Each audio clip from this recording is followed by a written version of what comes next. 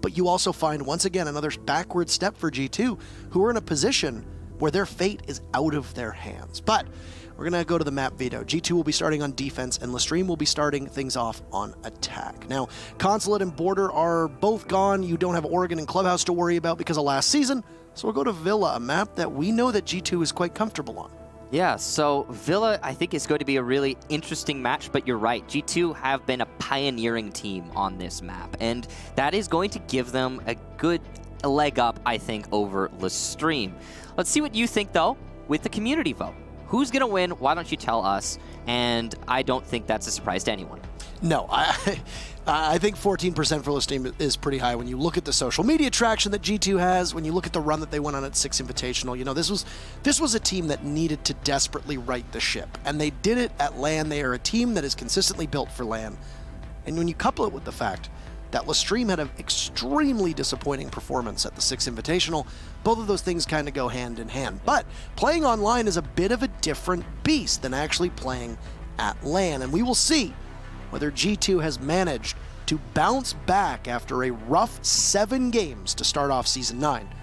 Their attendance at the Milan LAN is currently in jeopardy, whereas LeStream really only need a couple wins to solidify their position and be able to represent their region in Italy. I think you said it right when we were talking about this before we got started here today. Is in the beginning of the season, the first half, you're always saying, oh, don't worry about it. You got a whole second half ahead of you. When you find yourself in that second half, though, it can be really difficult to claw yourself out of a position like the one G2 finds themselves in, which is 5th place right now in the European region. As competitive as Europe is, it's really not a foregone conclusion that they'll make it to the LAN. No, not at all. And I mean, look at what happened. You know, look at what happened with the 6 Invitational. G2 winning a massive tournament, winning a massive amount of money, and an immense amount of prestige. I think as much as they love winning, they're probably not going to be heartbroken. No. Not being able to attend Milan, because they're still going to be riding high off of their play at the 6 Invitational. That's absolutely right. Now, these operator bans. Nomad getting banned by G2, unsurprising. G2 always, always, always banned out Lion. And I think that Nomad is probably going to occupy that same role, and also a Clash ban against LeStream. So getting rid of Clash is going to be... Well, there's obviously a reason to it, something they must have heard about, the way LeStream likes to play on Villa. Clash is a very good operator. Let's not get that confused. Right now, she sits in a place where she's powerful, but the way that she's played is very different to her original intention, or at least that's the way it seems to me, where she has a very powerful SMG, and she can use her shield to slow down and gather information. But they're very separate from each other. However, whichever role you try to put her in, she is going to be useful, and that's really worth noting. So getting rid of that Clash, going to be quite interesting. We see Nomad, I think Nomad was banned by G2, but we have it up there as LeStream's ban. I think these bans are opposite to what they are, if I'm not mistaken. But yes, Nomad being banned out, that makes sense. I completely agree with you, Parker. I think it's going to fill a similar role to Lion. Nomad is just too versatile in her current state.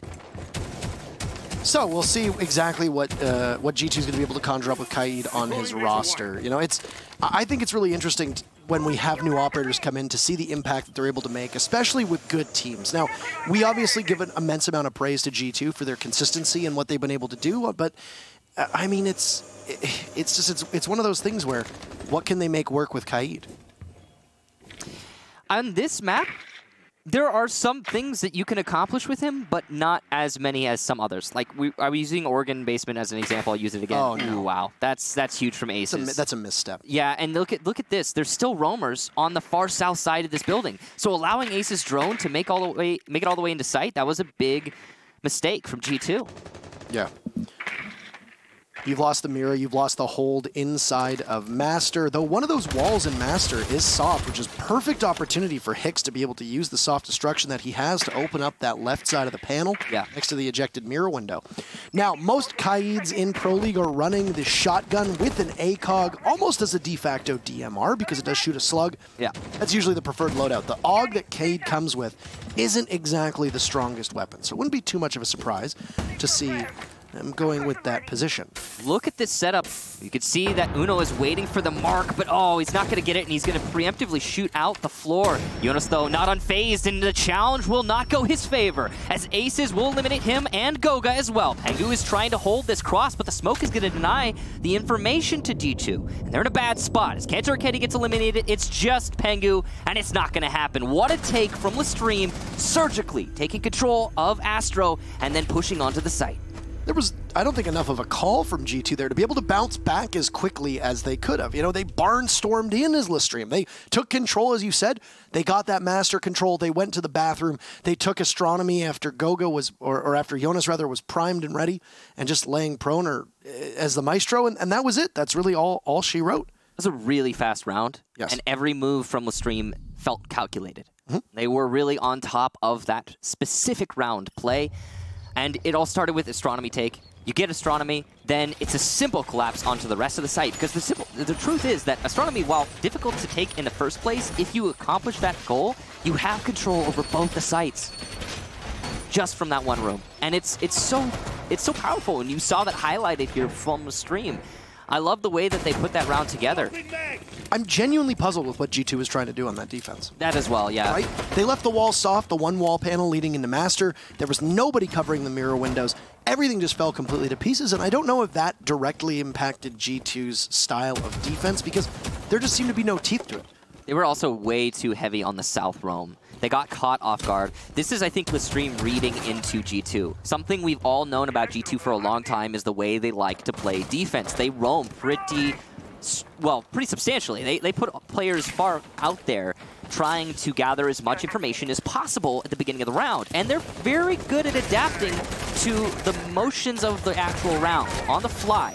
But in that specific case, LeStream was just too fast. The G2 roamers were caught off guard, and the anchors dispatched one after another. And once again, the site is completely free, but Goga, 2 big kills to shut down LeStream, who take the bait, wander into the site, and it looked like LeStream had almost full control, but Goga so swift in shutting them down, knocking LeStream on their heels and putting them at a significant disadvantage. Pengu will be there as well, and LeStream's unbridled aggression that we saw in round number 1, bearing no fruit here. A quick answer back with 2 on the board for LeStream will draw that number ever nearer, but leave Alfama in an unenviable position all by himself as Hicks falls, and it's all G2 just simply waiting for the lone hard breacher of LeStream to close in on this site.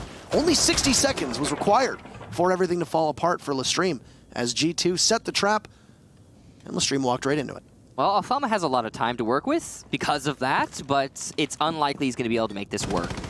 Fabian is lit, so there is something going in Alfama's direction, but overall, this is a tricky spot, that's for sure. He's going to be confronted by 2 players, one on each end of this staircase, and it's going to be Fabian to get the kill.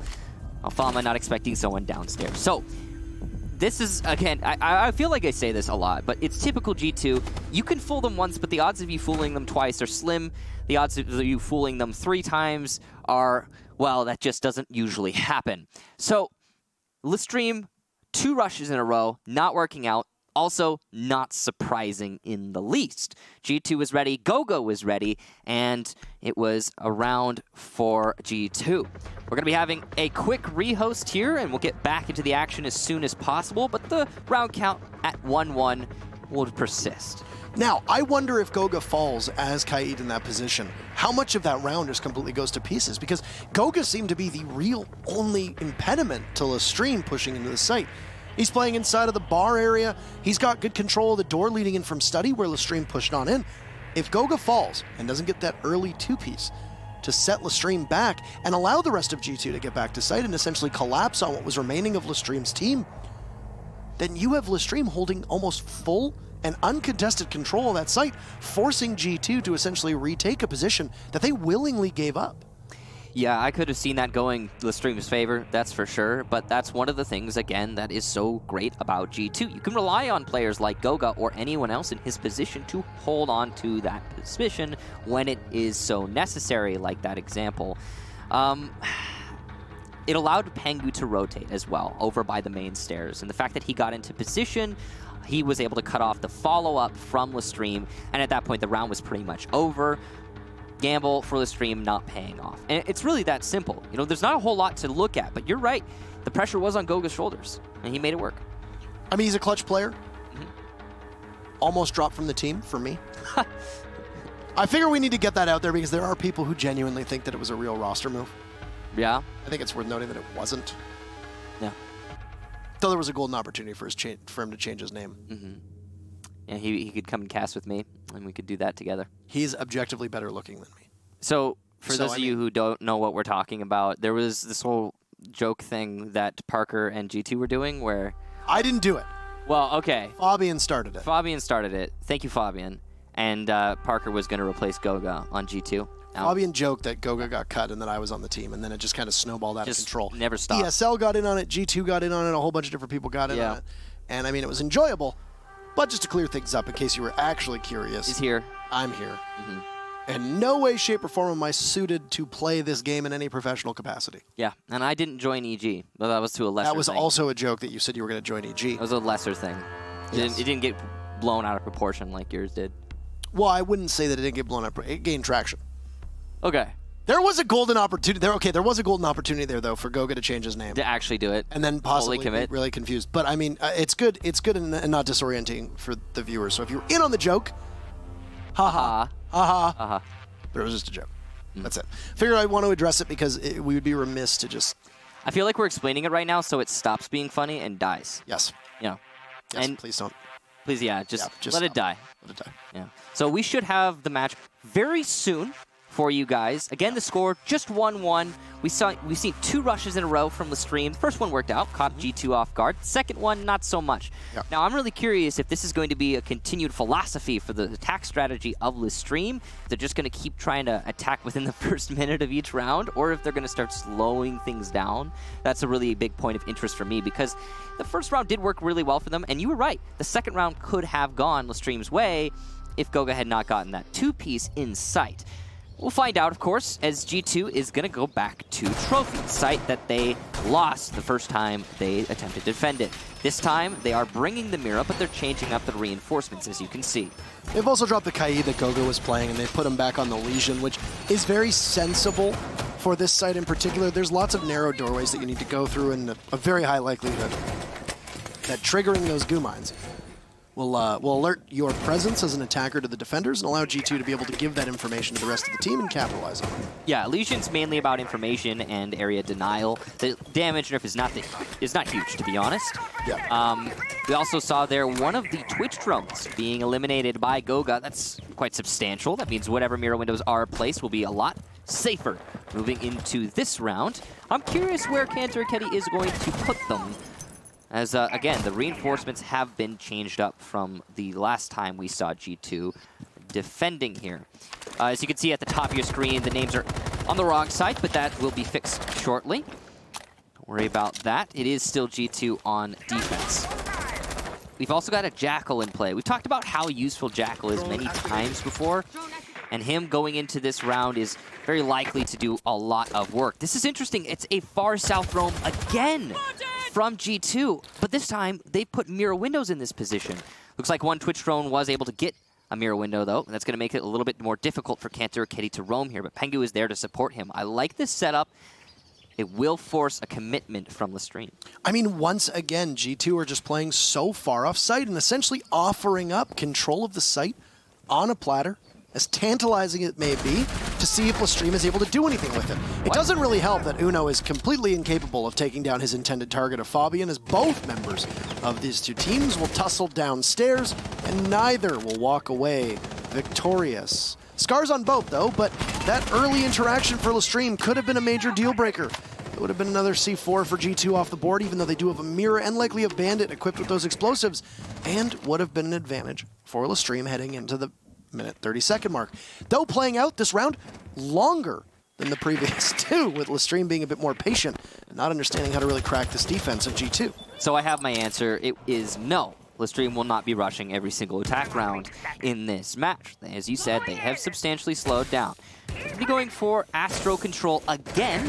Someone on the stairs in Astronomy and by the bathroom. Hicks is going to take out Kenter Kenny, one of the roamers, as it likely rotates. Aces also gets Goga, so Astro control now, and what a shot from Uno to get even more site control. It's just Pengu and Fabian, and where are they? Off site. They have to come back. Pengu's going to win his first fight against Rise, so that's a good one for him. C4 will miss, though, and there's still 4 attackers to retake onto. They're so hurt. There's not really much that G2 is going to be able to do here, and they'll need to find a miracle to put this round in their win column. Fabian marches into the site as LeStream are on the other side. Diffuser going down, but it's fallen off. Fabian is in trying to look for one.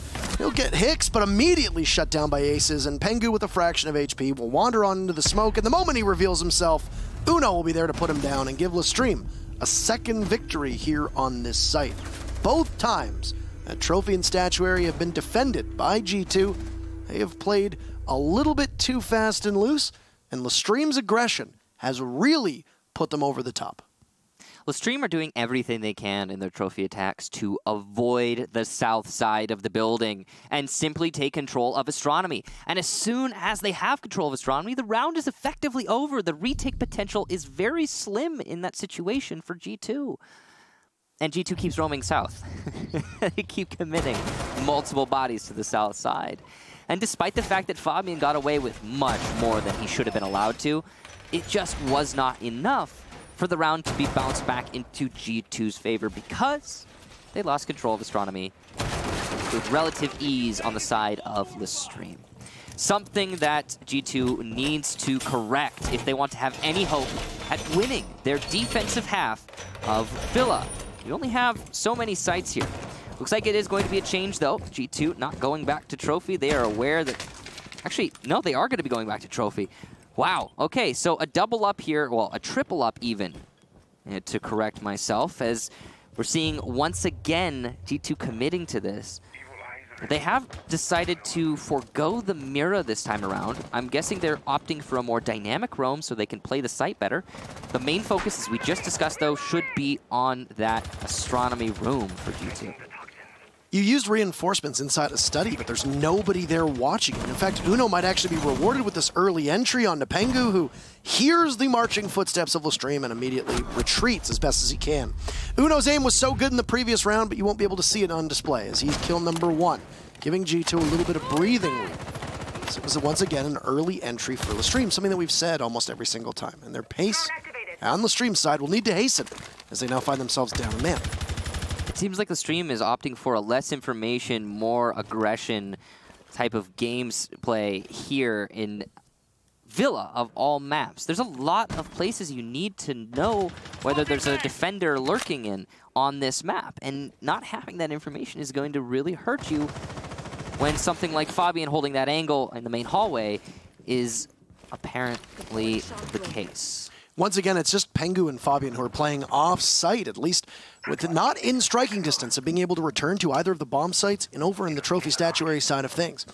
It's just the mid-round, and Fabian primed and ready to go for a run-out, doesn't see anything, thinks better of it, gets back inside. Right call as it's LeStream now on the advance. They will finally hunt down Fabian, the IQ tasked with getting the pulse, and Rise pulling a rabbit out of his hat onto Kanto. Very few people are able to outmuscle Kanto's ability to land shots, but Rise doing an exemplary job there. As now LeStream are in a position to grab another. Out goes Goga, and downhill fall as now Aces and Rise double up on the main door, trying to head in towards the site. There's another body of the Maestro as he'll tempt Rise, and that Alda doing so much work. Pengu tasked with trying to help cut down the LeStream advance, and will do so quite well. Jonas watching the doorway, looking for the Zofii, sees the Telltale Bullet Tracers, and the Alda missing its shots. Pengu's fallen, which means that Jonas will be the only one left. Actually, Pengu, rather on 1 HP, a deceptive health bar here. C4 nets its target, second for the Dane. As he waits, he's prone. A light gust of wind will take him out, Michael, as there's not a lot of time left here to work with for LeStream. Yeah, not a lot of time, but they will finally secure that man advantage. It's just one left for G2, and it's Jonas. He's in a good spot. He's got full HP, and Rise is lit, so the potential is in, especially considering there's only 25 seconds. Rise, with the diffuser in hand, is attempting to relocate to the master balcony, and you could see Aces just waiting for his teammate so they can pinch this single defender. They may not know where he is, though, and oh, what a shot from Aces! The final kill is in. LeStream take the round, and they have yet to lose an attack onto Trophy Statuary. I think there's very few guns that are simply able to outmuscle the Alda on defense, and of course the F2 in the hands of a Twitch is going to be able to do that. It's definitely one of the best weapons in the game, and unsurprising to see how much damage is able to be inflicted by a good Twitch player. Aces, of course, checking all those boxes. Playing Twitch, great aim, good reaction time, and excellent read. LeStream's droning has actually been very strong, and that's where the support play comes in. Alfama and Hicks, largely the two members of LeStream who will be guiding in the rest of that team. Their overall droning, but their early game droning has been a little bit wobbly. Well, I would say it was wobbly through that last round, right? Fabian was able to get the information, get the kill, but Uno was also aware of Pengu's position before Fabian was tagged in to help cut down Uno in a great crossfire, eliminating the Maestro, and of course, you know the damage that a good Maestro can inflict on the Master Wall. Once Uno fell, we saw LeStream decide, it's not going to be a Master take, boys. We're going to go towards the other side of the site. We're going to go over where Trophy is because we realize we've lost our primary tool to be able to put pressure on the statuary site. It's also worth noting, Maverick left unbanned on Villa of all maps. Similar to Clubhouse, but to a lesser extent, he is very powerful here on every site. So seeing him still in play, that's going to be a substantial boon to the attackers. I mean, if you go with the belief that G2's insta-ban will now be Nomad, taking the role of where Lion used to be, that leaves their opponents with a lot of flexibility into what they can take out. And we've seen G2 run Pengu on the Monty on this map in particular. So LeStream opting to ban the Montaigne, I think, is a smart choice. That would have put G2 having to do the Maverick ban. But Nomad, a bit tougher to deal with. We've seen Montaigne be such a powerful force for pretty much any team that has a half-decent Monty player on their roster. And getting rid of him is something that I think it's a quality of life thing, similar to Lion at this point for some teams. What a reaction for Pengu. He's aware that there is a Maverick in play and will win the fight against that very player. Uno goes down early once again. First frag. It's a good start for G2, but we've seen good starts from G2 multiple times on Trophy, and they haven't been able to make that work. Now on AVG, they might be slightly more comfortable here. Aces looks away at the last second. There could have been an opportunity for Goga to be able to grab a kill of his own, but he'll fall off. And Goga will just simply wait. Almost tempting Aces to bother to push in as Aces decides to rotate around. You can hear the Aldo doing great work as Jonas wasn't able to clutch it last round, but he'll try to give his team a bit of an advantage this time. Alfama refrags onto Fabian, so both teams will lose one member. An information gatherer on G2's side will go off as the captain of G2, the Swede, felt, meaning that the Pulse, his information gathering, and that Nitro Cell will not be available to his team for the remainder of this round. Aces going to be trying to take the hallway, but he doesn't have control of 90, and that is a huge gamble here for LeStream if they want to get aggressive on this position. Evil Eye was giving information, has likely been destroyed thanks to that explosive there from the lifeline. And now with that, less information on the main hallway, the west hallway for G2. But they still have the man advantage, and they still only have to hold for 1 minute. I mean, if you lose the Evil Eyes and you lose the cardiac sensor of Pulse, the G2 is going to be flying blind for a lot of this. But the good news is that a site like Aviator Games isn't one that you necessarily need a lot of information on. You can hold down the narrow doorways. That's exactly what G2 is doing. They pick up 2 big kills. You leave Alfama all on his lonesome. He takes out Goga, but that's it. And G2 will shut the door on any opportunity for LeStream to be able to put themselves up by a greater lead than they were already seated at. Trouble in the water, though, for G2 through their attack, as they will now move to their very final round before switching sides, where G2 will take up the mantle of defense. But G2 will take up the mantle on attack. But rather, the big thing for G2, they've won both of their Aviator defenses. They have to go somewhere else now. It appears that it's going to be dining room and kitchen on that main floor. A wise choice, given that you've fallen short on Trophy and Statuary 3 times now. You need to take a chance and try to emerge with a draw here, because right now, LeStream in great position, as the attackers on Villa holding an advantage of 3-2. G2's regular gameplay of having those roamers off-site, able to play very dynamically and do damage or fall back, as depending on what is required of them, is not something that has been working out for them on Trophy. It just hasn't. G2 needs to rethink how they hold that site, and I think they're aware of that now. They're not going to try it one more time. Kitchen might be a different story, but that remains to be seen. We know that the way that G2 is likes to play works well on Aviator, but that could just be the only defensive site that they're actually able to pull off. And if that's the case, LeStream are going to have, I think, a very good time in this map overall, but moving on to their defensive half. I think that LeStream have some great game knowledge here on this map specifically. They're aware of how G2 are playing, and while they haven't been able to crack the nut of Aviator, I don't think that matters if they can win this kitchen attack. I mean, effectively, they've already won their attacking half, even if they break even. So, yeah, LeStream are in a really good spot right now. Yeah, it's not uncommon to see the teams do well on attack on certain maps. Villa is not usually one of those maps, though, whereas an attacking team, you're expected to win a fair amount of rounds. In fact, for a lot of teams, the goal on a Villa take is to simply try to walk away with 1 or 2 and stop the bleeding and hope you do well on your defense. Trying to keep G2 in this one is going to be Kanto Racketti's very first frag in this round, taking out Alfama, who is usually one of the last alive for LeStream. He's not usually in a position where harm will come his way. It's also the lone true hard breacher, leaving just the maverick of Uno to try and poke holes in the defense of G2 on that main floor. It's going to be a tall task, though. He does have a blowtorch at his hands. He can cut through the wall, whether it's bandited by Pengu or not. This has been probably the slowest advance that we've seen from LeStream so far. 90 seconds in, and they haven't really been able to get much ground at all. Rise is in the building, but he's not really able to do anything as he's quite far off, and it actually looks like he will exit. Meaning that LeStream is going to go for a rotate. Obviously, not liking the setup that G2 has on defense in certain ways. LeStream here expecting a horizontal roam, spread far from the site, but it's a vertical one, pure and simple. And at this point, the roamers are already starting to fall back. Kanto Racketty, though, gets his second on the top floor. Vigil able to avoid the drones. Hicks is going in for the refrag, but he dies as well. That's 3 for Kanto Racketty and the first for Pengu in this round, leaving just Rise in a 1 versus 5. And he's going to go down the stairs, take out Pengu, so no more frags for the Bandit.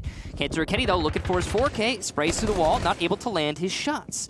Looks like he eats one there from Rise, but on low HP, it's not going to matter as Jonas shuts him down with a simple pre-fire from the Alda, and G2 will get a nice and even 3-3 on the first half. It's an unwinnable situation for Rise right there in a 1v5 going against G2, who are extremely adept at being able to cut off any opportunities for a comeback. I think G2's stats in 1vx's against Empire in the 6 Invitational Grand Finals were astonishingly high. So unsurprising to see G2 be able to pull that one through. And I gotta say, on that kitchen take from LeStream, not just losing Alfama, because losing your hard breacher usually means that one of the walls in the kitchen you can't get, possibly that laundry room wall that gets into the living room, that's also going to disappear too. You don't really have the same options to pressure the site when you only run that one hard breacher and they happen to be the first to fall. But a lot of credit goes to G2 there with how they were able to keep things really tight. That kind of disconnected loose roam that we saw through the first couple rounds that LeStream was able to take advantage of, win their gunfights, so on and so forth. G2 realized and reined it in, and reining in was the right call. And that's why we see G2 emerging on even footing with LeStream, but as you noted, that's a victory for LeStream, even if it's 3-3, just because of the way that Villa tends to play out. Yeah, G2 had one real dedicated roamer. That was Kanto Racketty, playing on Vigil upstairs. They had no horizontal roam at all, effectively. They were a little bit in the periphery of the site, but it was on and off, back and forth. And LeStream weren't pressuring there. They were trying to clear out, again, on the south side of the building, find some roamers to pinch and get a man advantage, as LeStream expected there to be an abundance of them, given they're playing G2. But they cleared the wrong places first, and they lost somebody early on. As you said, the Alfama pick by Kanto Racketty to a drop down. That's lack of droning right there. It's simple as. There's nothing more complicated about that. Check the drop down before you push in through laundry. It's not a really difficult thing to do. From there, Kanto Racketty doing the entire roam game by himself, managing to get 3 frags and having a really substantial impact on the outcome of that round individually. Unfortunate timing for LeStream, and they could have possibly been flying blind against Kanto Racketty, whose ability was active, but we saw it. Was it Uno that pushed in, and then immediately Hicks got clobbered by Kanto as well, because the Vigil, using his cloaking, hard to discern where he was inside of the room above the site. You got Kanto lying prone. He takes out Uno, and looking the wrong way is Hicks when he wanders in, as Kanto was affected by that concussive blast of the Zofia. But because of that, it was a little too late. The coordination from LeStream wasn't there, and a second difference could have been the difference between 2 members of LeStream going down or the Vigil of Kanto going down. Yeah, well, It was an excellent round from Kanto, and I think that's the main takeaway for that round specifically. But if we look at the way that the half turned out overall, 3-3, that's a decent spot for LeStream. You know, they're going to be, I think, a lot more comfortable going on to now their defensive half. And I think the thing that's going to change the outcome of this match the most is, can LeStream defend more than one bomb site? Now, G2 were only successful in Aviator and then finally Kitchen at the end. But it took them 3 failed attempts at defending Trophy before they determined that they couldn't do it. So if that had not happened for G2, this might be a very different scoreline if they had simply gone to Kitchen earlier or changed the way they played Trophy overall. But it's done now. And if LeStream doesn't have a similar problem on defense, then we could very easily see this going LeStream's way. And keep in mind the gravity of this matchup in particular. It might seem kind of silly to say this, and for many of you, this following sentence might not be something that you're accustomed to hearing. But G2 might not make it to LAN if they fail to win on this match. Period. That's it. This matchup is almost certainly a must-win from G2, just from a statistical perspective, because LeStream will grow their lead over G2 and the rest of the competition outside of Empire. And furthermore, G2 will fall farther behind with only 6 actual games to play in order for them to try to punch their ticket to Italy. We talked about it a little bit in the pre-match, and you're absolutely right. This is one of the most important matches in the entire season for G2, period. Bar none. And it's because of how far ahead LeStream is. That's it. You gotta deny the points as much as you gotta earn them in G2's position right now. But as you brought it up, and I agree with you, G2 probably isn't going to be heartbroken if they're not at Milan. I mean, you really think about it. They are the most prestigious team in the entire league. They've won more than anyone else. They've won 2 Invitationals, Paris Major, and several season finals. Not going to one season final, maybe it'd be good for them. Maybe it'd be healthy, all things considered. I mean, we don't know what's going on inside their heads, but I don't think that they're going to sweat it if they don't go. Of course, they're going to fight to go, but it wouldn't be the end of the world. Yeah. So, let's swap sides and really take a look at what LeStream is going to bring to the table. This is their second Caveira that we see, and we can just focus on Uno's play here for just a second. Villa is a great map to roam on, as long as you don't get pinched. There's lots of opportunity for you to be able to rotate, especially through the basement. A part of this map is so often neglected, and it's very difficult to have a suitable flank watch with the amount of stairwells and opportunities that can present themselves for the defenders to be able to get around. Now, with Uno on this Caveira, very similar to what we've seen from G2, you'd imagine that a good droning here is going to be the main difference as to whether or not the defense are able to break open an advantage with this operator. Nice nade there from Jonas. He's going to take out... Ooh, Rise with a C4 from below onto 90. Great positioning there. You saw Jonas do a little bit in that round, but you got to say, the C4 there from LeStream, well played. Fabian's going to try and counter that, but he's just going to miss the opportunity as Rise starts moving up the main staircase, and he will make it back safe upstairs. Could be cut off here from Pengu. That's going to come down to how this gunfight actually turns out. There's a lot of information on the side of Rise here, on the side of LeStream as a whole. He will be able to calculate his push onto Pengu well. Only thing is, Pengu, of course, with that F2, great at close range. Might be able to outmuscle the Valkyrie.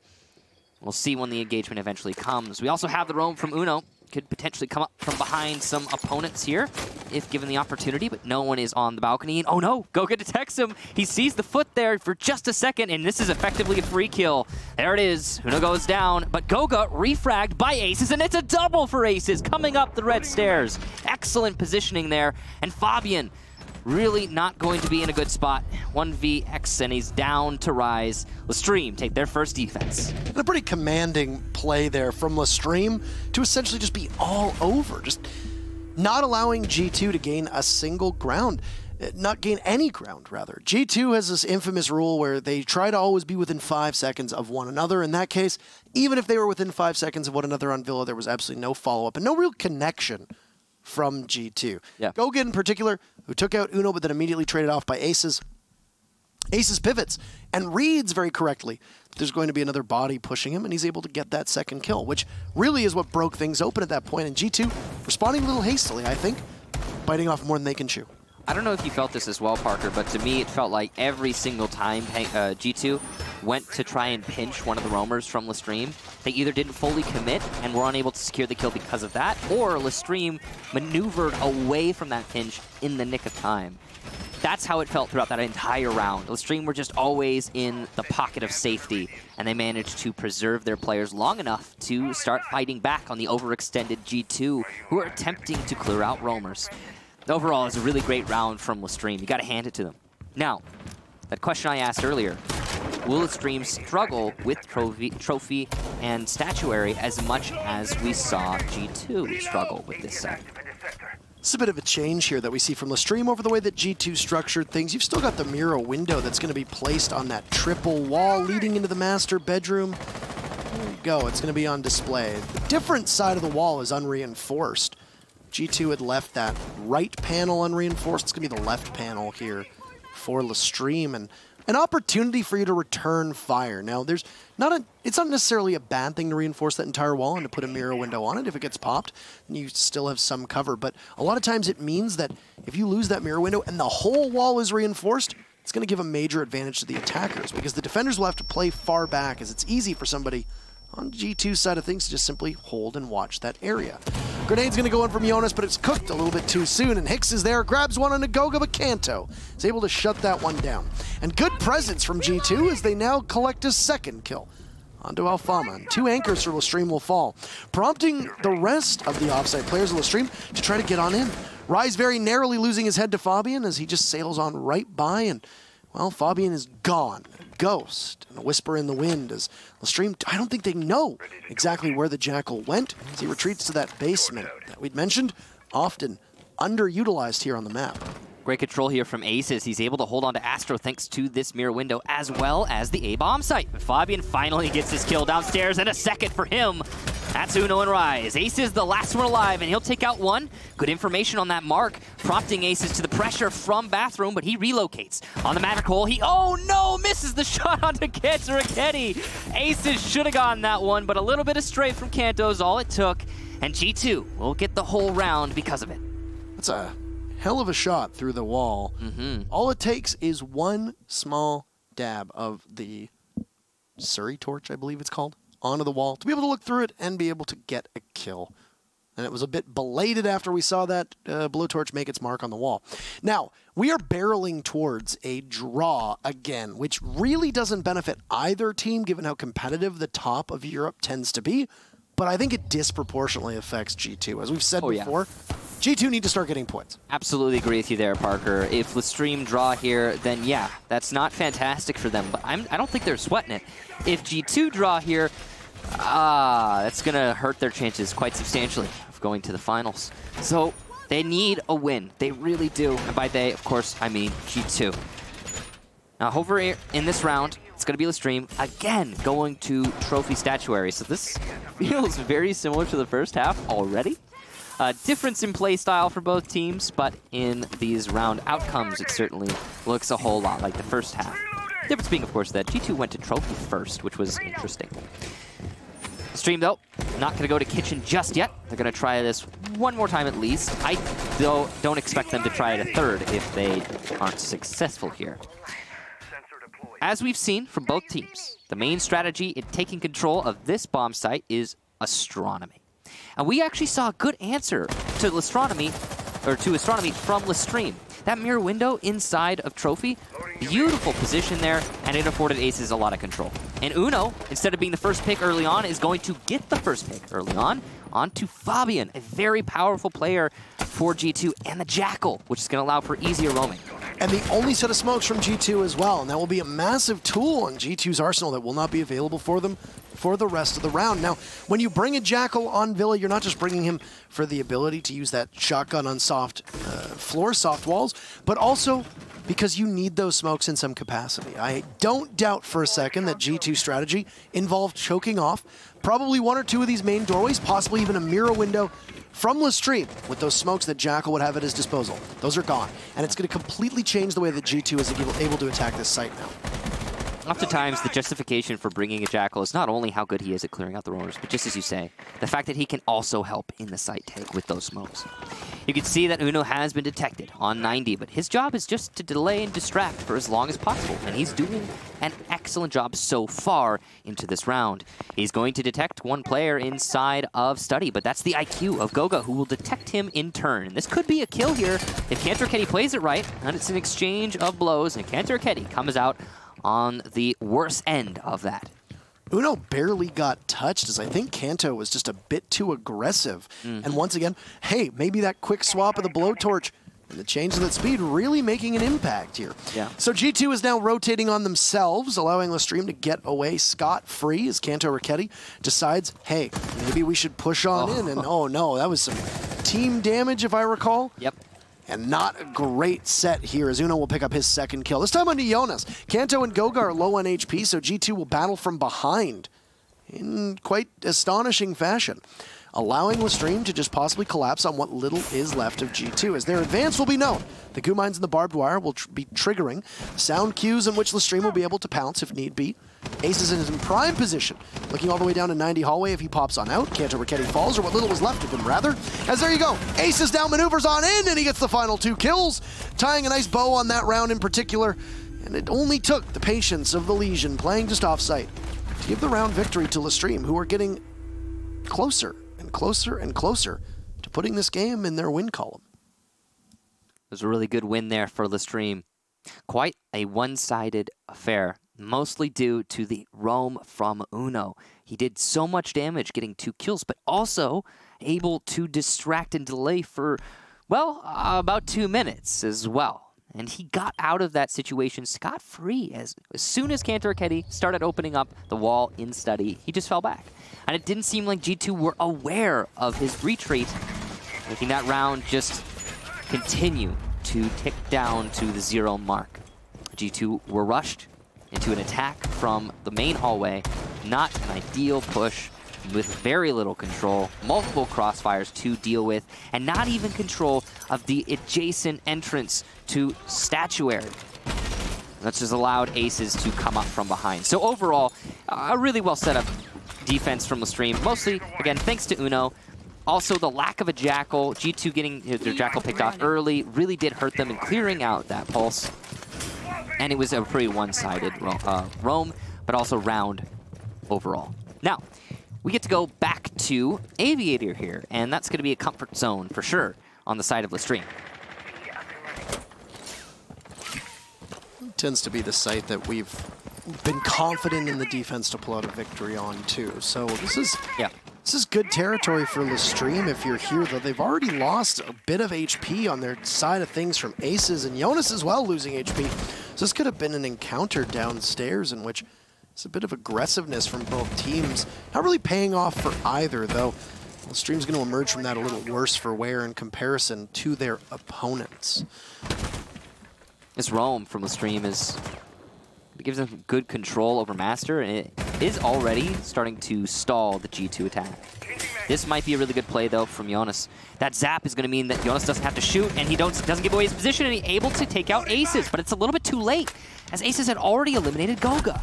There's a good crossfire established from Fabian to take out Uno, and 2 members of LeStream who were tasked with trying to hold map control will fall, meaning that it's all G2s for the taking, at least for the time being. Kanto Raketti has lost some HP as well in that ensuing scuffle, or a little bit early on. I think it was when Aces put pressure on Goga here, leaving G2 in a position where they'll be licking their wounds, but still, they have a numbers advantage. There's half the round to go, so plenty of time for both teams to work with right now, as it's just a bit of a stalemate to see who's able to pivot the best. Looks like it might be a miss C4 from Rise there. Is that some utility that LeStream will be looking towards possibly missing in the latter half of this round? LeStream are in a good spot, all things considered, despite being a man down here. Got a lot of HP shaved away from G2, of course, and being on defense, all they need to do is wait. Cantor Raketti is going to be instrumental. He is unable to get the kill initially onto Alfalma. He might be able to get it on the follow-up, though. He's going for it, and, gives away his position, and hits the shot! How does Kanto do it? Alfalma with the advantage, but still manages to lose it out. The streamer in a bad spot, but Rise is going to fight back with a frag onto Jonas. He has control of the west hallway, which is a very powerful position to hold, but he'll lose his next engagement with Fabian, leaving just Hicks in the 1 versus 3. He's in a power play position, though. With the mirror window and the bar for cover, he could theoretically win this round by himself. Lifeline misses there, and will actually, it looks like, disorient some of the attackers. The peak, though, will not be in his favor. A Fabian round through and through at the end, and G2 will take an attack onto Aviator. The first one, I believe, for either team. Bit surprised that G2 didn't bother to clean up that final kill there, because that information that was being provided by your downed body on LeStream can continuously be relayed to the rest of the team, and you can effectively use that downed member of your team as a drone of sorts to be able to keep giving you the intel that you need be. Also, when you're in a 1vx situation, Maestro's one of the best operators on defense to quarterback that comeback. He's got good utility. If the Evilizer's still up, depending on where you've got them, you've got information that you can continue to give to the rest of your team, but you've also got an incredible gun in your hands. So, important to note that the stats are not entirely accurate, as we've had now 2 rehosts. So, who is doing well in terms of frags is not something that can be easily determined at this point in time. LeStream, because they lost on Aviator games, will get to go back to this site. So it is, again, the comfort zone of this map for most teams. And that roam that they had seems to be a priority for them, because they're going to be setting it up again on the far north side of the building. We'll have a mirror window facing into Master. That will, again, delay quite substantially the push from that Master side. Now, last time, the way that G2 were able to deal with that is Jonas coming up the Astronomy Stairs. From the Astronomy Stairs, because the Twitch drone was in front of him, he didn't need to give away his position by shooting the Legion Trap or stepping on the Legion Trap, which meant he could get the free kill onto Aces. And while it was a little bit late in the round, after Aces had just gotten a kill, it did give control of that roam to G2. And they were able to turn that into a round win. Now, you can expect LeStream to be a little bit more attentive to Astronomy on this attempt. And this round is really going to decide an awful lot when you look at it. I mean, we've got one more round after this. We're guaranteed to go the full distance in this particular matchup. It doesn't really matter which team wins or loses here, but I mean, you look at the rotation right now. Statuary is going to be unlocked on the next attack / defense, depending on which way you're looking at it here. And that's really going to be a pivotal moment. There's a minute through, Kanto's been down, and Jonas trying to do some essential artillery from below, using both those frag grenades on the buck, but they won't really find anything, as now Fabian losing a bit of HP too.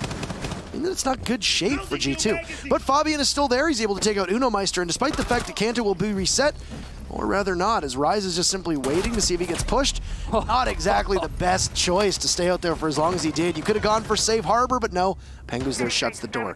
Still even though, as Alfama refrags onto Jonas. Fabian losing some HP earlier on means that once again the advantage. That pendulum will swing in favor of LeStream. There's half the round to go. Slowly but surely these rounds have tightened up as we've gone on longer into the matchup, showing that these teams obviously taking it quite seriously, but also that maybe you want to be a little bit more careful with your strategy. You can't be quite as unpredictable because eventually teams wise up to that type of strat. Yeah, G2 being very calculating in their attacks as well, just in general. Goga going for the West Hall. Pengu has control of 90, so this is definitely achievable. Hicks is in a really important position. He needs to get at least one of these 2 players pushing from the West hallway if he wants his team to win the round, or at least deny them access to the West door. Aces by main stairs is going to land an excellent shot onto Fabian, and that's excellent control then onto the flank of the attackers, which they will have to relocate to deal with. Hicks takes out Goga through his own hole, leaving just Pengu in a 1v3. And he's going to get the first frag onto Aces. If anyone's going to clutch it, it might as well be Pengu. And he usually will in these situations. Doesn't have to deal with the mirror window, or so it seems in this situation. He's going for the spray onto the marks, but he's not able to land the shots. Those players have long since moved. Pre-fire's coming in from both players, but the pop-up from Mira, and Alfama gets the frag. LeStream will take that round and put themselves on the match point. And that's 3 points that just disappeared from the board for G2. At best, they can walk away with 1, so 2 points lower than you really needed here. LeStream is guaranteed to walk away with a draw at best, or at worst rather, a win at best for them. This could end up being a mortal blow for G2 and their march to Milan, and for LeStream, this could be seen as a defining moment for this team, trying to get a spot to go to LAN. If they're able to win this, and by they, of course, I mean LeStream, to build on your point, then Milan looks very, very achievable. I mean, they're already in second place. And the fact that G2 won't get 3 points out of this, very slim odds that they go to Milan at this point. It's not, you can't count G2 out. If there's any team that we cannot count out of the running for anything, it is G2. But it's going to get very difficult from here on out, even if they draw here and get their 1 point. Very much for G2, if you are a fan, you will be hoping that they do draw this at the very least, because we can be certain that that 1 point will help them very much in the long run. Now, LeStream going to Kitchen, and they are going to be going for a roam upstairs as well. This is somewhat similar to how G2 defended Kitchen the one time they were there, but a much more heavy emphasis placed on the actual top floor roam from LeStream, where G2 only put Cancer Kitty on visual upstairs. So, defining round for both of these teams here, struggling for the ability to draw, or a victory for a squad that is looking to prove themselves at international competitions after a disappointing exit at the group stages of the Six Invitational. Two very interesting storylines heading into this match between these two teams, and two teams who are consistently battling a little bit above their peers in European Pro League. Right now the presence from LeStream is on the north side of the building. Rise was not just a second away from Pengu on Repel, and that could have been a scary encounter for either member of this team. You see some marks onto that wall inside of Master. Pengu tosses out one of the Twitch drones, possibly for intel. Keep in mind another change in those Twitch drones just for a second here is those lights in the front of it makes it far more visible. Whoa, what a flurry from G2 as they open things up, and in its explosive start, it's Uno adding to that as well with an explosive play of his own. The C4. Uno down below, not able to do the work needed. Oh no, you know somebody's up there, Uno. You've still got him on mark. Are you flummoxed just yet? No. Pull it off, but no, it's a little bit too late. An opportunity that is missed from LeStream. A bit of a comical nature there as things go sideways. Looking like he has it again, and oh no, those metal beams, Michael, they proved to be LeStream's undoing in that round. That is unfortunate, but it is very hard to hit those shots, so you can't really put that all on Uno's shoulders. He's been having a good match, and he's going to have an even better one as we come down to the very last minute of this match. G2 in a commanding position, top 4 control, man advantage, and plenty of time to attack. And there you go, Kanto Raketti takes out Hicks. And are you smelling a draw, Michael? Because I definitely think that we're going to see one here right now with the way that this is playing. Alfama and Uno, not exactly the two operators in the mirror and the pulse that you want, being able to hold this together, the small magazine for the Vector. Can't really engage multiple people. As it's going to be Alfama actually popping the hatch and going for a rotate. If he doesn't get caught out, it's actually a pretty good opportunity for him to collect 1 or 2. If he's able to even things out here with 1 frag, that would be huge. He's got to seize this opportunity. He could get 2 very easily if he just keeps going forward. But it's going to have to be soon as there's only 30 seconds left. Uno in the far back of sight. Here we go, the aggression from Alfama. Uno's down, so it's just him in a 1 versus 3 now. He manages to take out Fabian, and he will narrowly miss on the planter. That is a huge misplay from Alfama. Kanto Raketti goes for it again after getting off the first time. C4 misses, but the shots will not. As Jonas goes down, Alfama has managed to bring this much closer to a potential clutch. He sees the head of the planter, but cannot land the shots. Kanto Raketti very low. Pengu, though, on a crossfire near island. Perfect position for both of these players, but Kanto goes down. It's a 1 versus 1. Alfama has so little HP, though, and Pengu will not be taken off of his position as he plays the long angle. He only lands a single bullet, allowing Alfama even more clutch potential. He's going to try and stick it. Pengu, though, will hear this, relocates, and hits the shot. G2 will get a draw. LeStream, such a close encounter there, but not enough. An exciting conclusion to a matchup that proved to be as close between two Titans, or potential former Titans, depending on the way that you look at it. And man, what a conclusion. It almost looked like you could believe in Alfama being able to stick the landing, but struggled in the final seconds. Lots of information there was being relayed. We saw the marks on the screen as Alfama had so many tools at his disposal. A great heads-up play to be able to put pressure on Kanto Raketti after getting the plant down.